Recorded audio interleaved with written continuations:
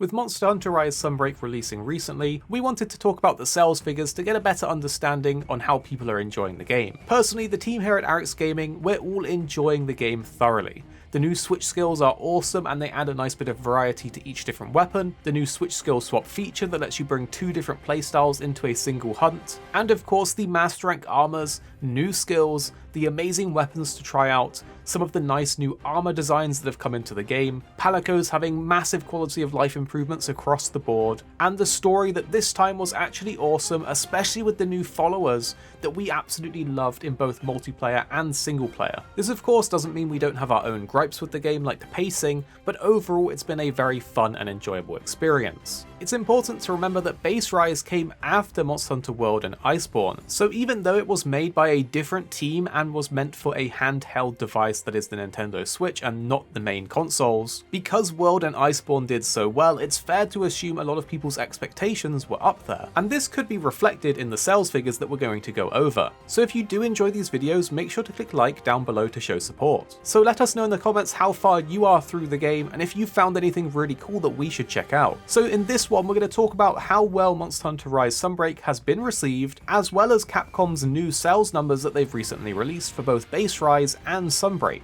So if you think back to Base Rise before Sunbreak, the sales numbers now for that version of the game have actually surpassed 10 million units globally. This is a really good number of sales for Rise, when you consider that Monster Hunter Generations Ultimate that also released on Switch only sold around 4 million units. So from this we can see that Rise definitely did reach an audience. And here's where things get a bit more interesting, because Sunbreak obviously has just released, but it's already broke 2 million units of sales, which is absolutely fantastic for how short of a window it's had since it's released. To celebrate this, we'll also be getting 2 item packs on the 7th of July. I absolutely love when we get rewards for a game being successful that you're already enjoying and playing anyway, so these extra item packs are going to be a nice little bonus to have. Something really cool to think about is that across the whole Monster Hunter series, there's been a total of 84 million units sold. That's an awful lot of people out there enjoying the game, slaying monsters, hunting online, and making friends and having experiences. So the Monster Hunter community is definitely big,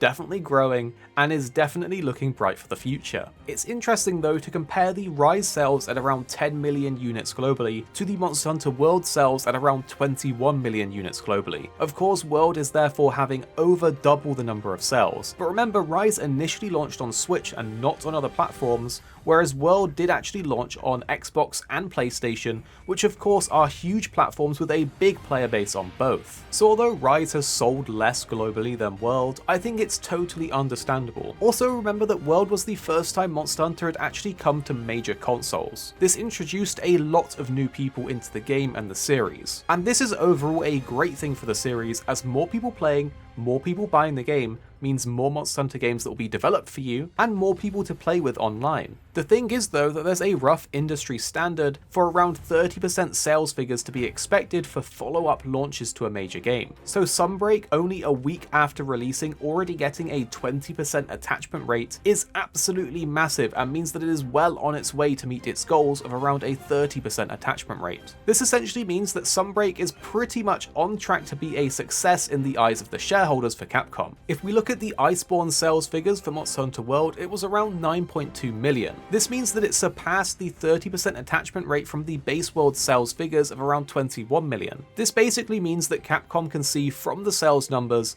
that these expansions are worth their time and people are enjoying them and buying them and playing them. But with all of these numbers and games, let's not forget about one of the best recent Monster Hunter games, which was Monster Hunter Stories 2.